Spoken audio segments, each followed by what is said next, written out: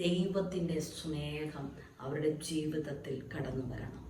അങ്ങനെ മക്കളുടെ ഉള്ളിൽ ദൈവസ്നേഹം കടന്നു വരണമെങ്കിൽ മാതാപിതാക്കളായിരിക്കുന്ന നാം ഓരോരുത്തരും കുഞ്ഞുങ്ങളെ ചെറുപ്പം മുതലേ ദൈവവചനം പഠിപ്പിക്കുകയും കൃത്യമായി നാം ആലയത്തിൽ കടന്നു പോകുമ്പോൾ അവരെയും കൂടെ കൊണ്ടുപോയി ആലയത്തിൽ ആരാധനകളും എല്ലാം പങ്കെടുക്കുവാൻ തക്കവണ്ണം അവരെയും ട്രെയിൻ ചെയ്യണം.